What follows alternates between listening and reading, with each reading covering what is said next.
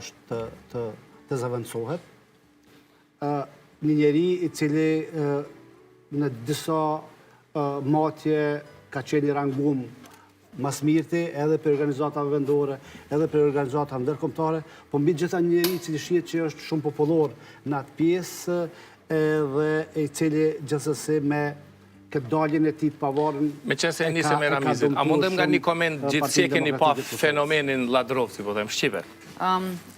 Ndoshta me kjo nuk vlen vetëm për Ladrovcin, vlen për të gjithë kandidatët, për gjitha komunat.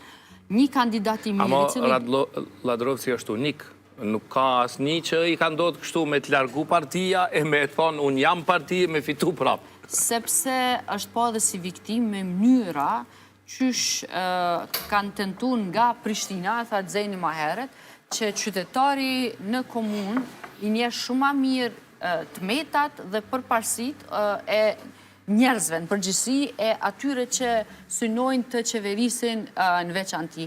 Kështu që nuk mundesh as me shku me sa do ti mundesh me lavdru, me i thur çfarë do lloj vargjesh një kandidati, nëse qytetarët atje nuk e kanë njëjtin mendim, e qytetarit në për komuna i njohin shumë më mirë se na këtu, se jetojnë aty. Komunat tona janë të vogla. Unë e kam dëgju njënin prej kandidatëve që tha mbi 90% qytetarëve i njoh me emën me mbi emën. Edhe që nënkupton që ata njohin hala ma shumë kandidatin e vetë. Ne nga këtu mund t'i vlerësojmë për shkak të dukjeve të mira ose paraqitjeve të mira televizive, por qytetari në komunë atje e vlerëson sa kryen punë. E kryetari duhet me kry punë në ne.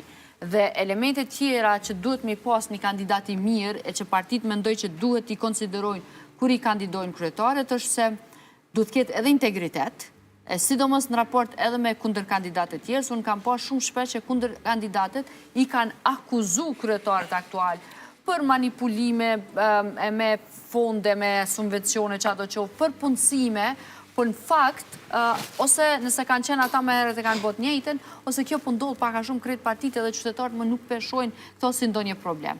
Dhe qa duhet mbi të gjitha me pas kandidati mirë, kryetar, sidomos kur donë me sfidu kryetarin aktual, i cili gjithmonë e ka, po thëmë kryetari se s'kena asnjë kryetare komune, me pas shumë informacione se çfarë ndodh në komunë dhe ide si me zgjidha të probleme. Tash për me i pas këto informacione, i duhet jo me shku prej qendrës në ditët e fundit ose në muajt e fundit, po më ndërtu gjatë gjithë mandatit. Po pra, edhe me qenë...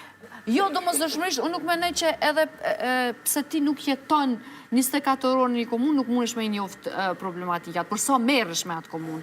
Se ti mundesh me jetu, ku diune me pas një punë Prishtinë, por për 20 minuta gjysore sot mbrin në cilën do komunë. Po gjatë gjithë mandatit ti duhet merresh me ta, ti bësh opozit, jo... Po sa merresh, jo vetë sa bën opozit, se jo çdo herë ti duhesh me bë opozit. A ki ide më të mira se kryetari aktual? Sepse edhe kundër kandidatët fokusin mendoj këtu kanë gabuar, kanë pas shumë në kritik për kryetarin aktual, po shumë pak e pothuaj se në disa herë s'kam dëgju fare ide se mirë, si kanë me bëta ndryshe.